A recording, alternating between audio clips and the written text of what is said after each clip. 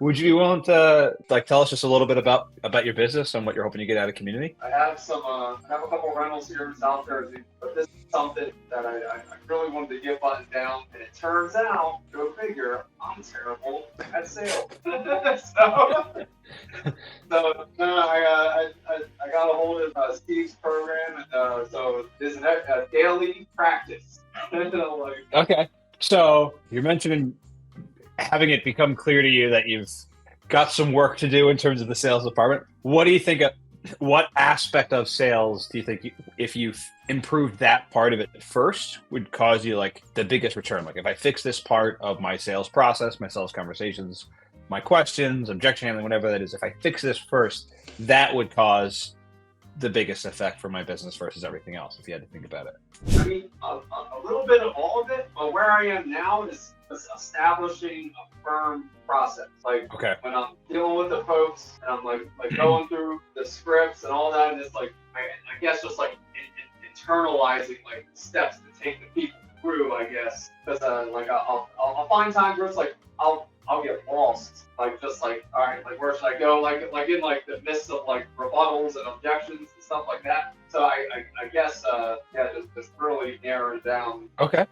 What aspect of it do you feel like you'd like to improve the most? I mean, obviously just one thing could just be having a repeatable sales process to begin with, right? Some people are just like, I'm just kind of winging it and not really know where I'm going from there. But if you were to think about, yeah, this part of this process, lead intake, keeping track of follow-up, having a systemized way to make sure I'm keeping everything in one spot. Like what about that in particular? Like I'd like to work on that first. I'm finding that I'm having trouble like detecting the threads. Like I seen like other people have heard them. Like when the seller will give you like, oh yeah, I'm not selling, but then there's a maybe, or there's like a tone in the voice, and it's like somewhere I should like try, or push a little further, push a little harder. I'll say that if I could identify that instead of just being like, all right, yeah, disqualify, see it, whatever. Someone says something, they say yes to something, they say no to something. Maybe it was a counterfeit yes, a counterfeit no. They give you like, I don't know, we're going through something I don't know about right now. And they leave something open, the door's left cracked open, and finding a way to make sure that without seeming like some crazy pushy sales guy, you can put your foot in the door from that cracked open thing and see if there's anything else to be done with that lead. Got it. Awesome. Okay. Well, that could be something that's an interesting thing to cover a little bit today too as well. So this training I wanted to do sort of a focus around the idea of overcoming objections and also sort of obstacles that we get. So fundamentally people, I mean, depends what terminology people use in sales, but like oftentimes people think of objections, if we're being like super nitpicky about it, as like a thing that's like preventing the sale, and an obstacle is kind of like an objection earlier on in the process. So like, yeah, I'm just looking for more information right now, right? But you didn't even get to the point where they're giving you an objection to wanting to move forward with you or your offer or whatever, but they put up some type of roadblock that's disrupting your process. However, I think the biggest shift is understanding that obstacles and objections usually don't really need to be dealt with differently. The way you deal with one is how you deal with both. Obstacle is easier in that where it is in the process because tensions aren't as high if they're like rejecting an offer or rejecting wanting to work with you. We're sort of in the discovery phase. We're just getting acclimated to learning about their situation and what would help them, if we can help them. And that process going through that, usually tensions are not quite as high, depending on the personality type, than when like I've extracted motivation, we've talked about numbers, which makes everyone on edge, and we're actually like trying to get a commitment to moving forward and making a decision. There's often more emotions charged around that aspect of the sales process rather than, yeah, no, I'm very interested. I am just, looking for a little bit more information. I don't know if I'm gonna make a commitment today up front. That's like, oh, shoot, they're throwing me off. So the way you deal with either, I guess that the difference is that an obstacle, if you're thinking about it in that way, will ultimately become an objection if we don't deal with it earlier. So there's other ways they could be revealing things like we establish the rules, we establish the upfront that the objection of I need to think it over, we will take as a no. We are assertive, not aggressive. Aggressive is pushing for yes. We got to get this done today. Assertive is, hey, I just need a yes or no, and either one's totally okay. If I hear I need to think about it, I'll take that as a no. But we need to establish that upfront in the sort of obstacle phase when emotions are not as tense, they're not saying a number, they agree to it before they, in a way, even really know what they're agreeing to. They're just like, sure, yeah, that makes sense. That's totally fine. I'm absolutely fine with that. Whatever. Yeah, no, I make quick decisions. Don't worry about that. Whatever that is. And then later we get to the point, and we can always sort of remind them of that. I've mentioned before about an objection is someone raising a shield, right? And the best way to deal with it is not to hit the shield directly, like most sales training teaches you, because then they might dig in harder, right? If you don't knock it out of their hand. Versus what I like to do is just walk around the shield, ask something else. Like, sure, that makes total sense. I'm not even going to fight you on that. Just keep moving through the process in some way, shape, or form. Ask about something else, and then later I'm now around the shield and we can deal with that thing. Obstacle in that sense, the shield being raised is not, I don't have motivation, which some people will say and not mean. It's exactly what you called it. We haven't built enough rapport, the right type of rapport, which is trust, for me to open up to you about that thing. So we do want to figure out what the heck is going on, so we can actually like dig in and extract their pain and be the solution, but like give the right prescription for the problem, for the right diagnosis. Next up, what has you considering selling your property right now? Yeah, honestly, man, there's just some personal things going on in our lives, and that's just kind of what's going on right now. I'm just curious, how long of this personal thing, which you can be as reserved as you want to be if it's personal. How long has this been going on for?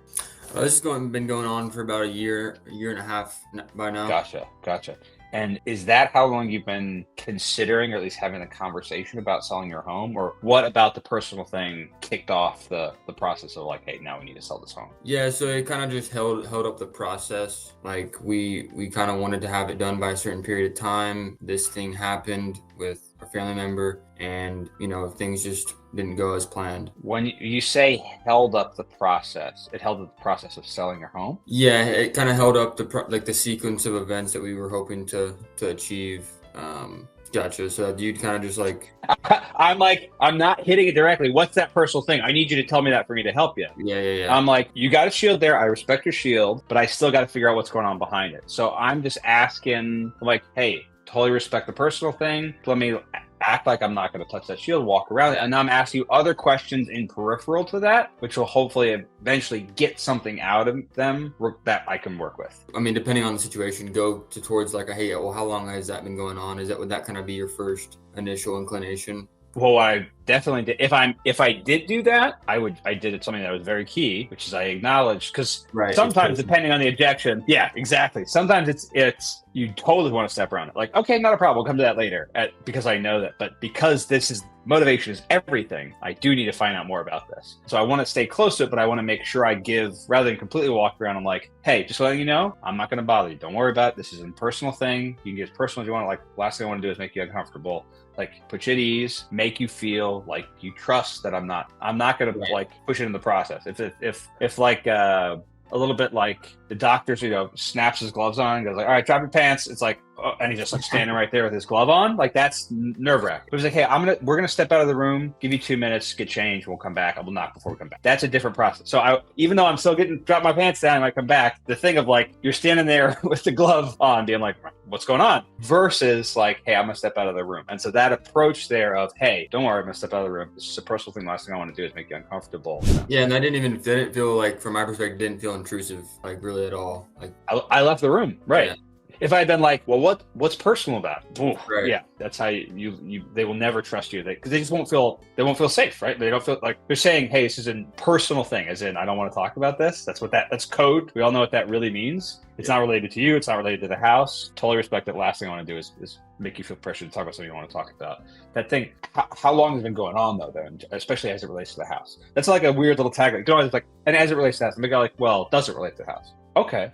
So then I guess as soon as this thing happens, when you start considering selling the home, or what's been the timeline you've been considering selling the home? Like, I just want to ask questions around the sensitive topic to get them to talk and reveal more. Tyler, so what was the question or the sort of obstacle that you wanted to bring up? Yeah, the obstacle that I run into that I'm not quite sure if I'm dealing with it the right way.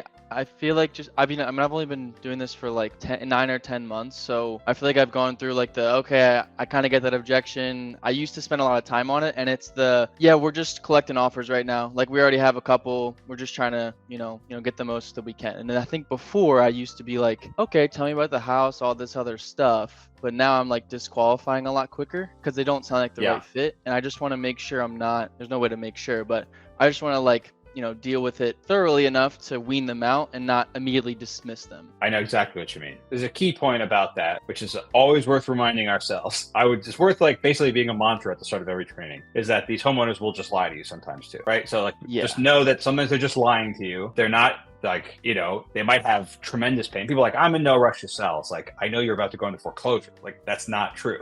I know that from my data, but you're like, nah, I got everything figured out. You're like, you tell me the bank's going to buy this. You're going to lose this house in 10 days. Like, what's going to change in 10 days? But no, don't worry about it. I'm king of the castle. I've never made a mistake, right? Whatever that is, people can be like hesitant to reveal their pain. At the same time, they might actually only be collecting offers. So basically, when someone does something like that, I usually make labeling statements. Let's talk about that exact circumstance. So let's role play that out. So say to me what you said, and I'll role play with you. Be the person as you're imagining. Pick like an interaction you had in your head, someone you could think of, and I'll role play through with that person. Yeah, Ian. I mean, I'll be honest with you right now. We're really just collecting offers. We've been looking to sell the house for a couple weeks now, and we want to move forward in the next couple weeks, but we're just we're looking to get a few more offers before we move forward. Well, I mean, we think that we can sell the house without having to go through an agent. Obviously, we have to pay them commission, and we're looking for cash offers. We don't necessarily want to have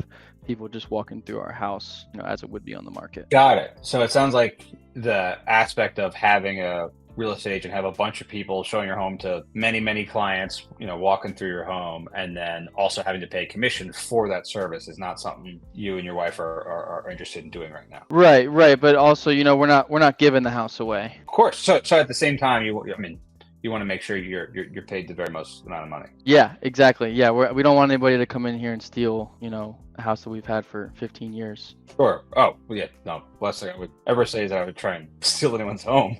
But I can ask you the title because this is a key point based on something you brought up. It sounds like you're at the point of just truly hearing from a bunch of different, cash investors what their highest and best offer is, and you're just sort of gonna pick based on the numerical value of what is the highest. That's what you're looking for right now. I kind of was going in and out a little bit, but I did kind of catch the last bit of it. I know this one isn't particular on what we were just speaking on, but one of the problems that I'm realizing, and I don't want to kind of switch it into a different direction, is that I'm actually having a problem like essentially finding pain. Like, I don't want to say I kind of like lock up, but trying to find it by asking the questions. I'm not sure if I'm phrasing the questions the right way or if I'm not like digging deep enough, but that's kind of one of the issues that I'm. Okay. So what are the questions that you're asking that you feel like aren't revealing their motivation? Okay. On the one scenario, I was, asking, as far as like why are you looking to sell was one of the questions.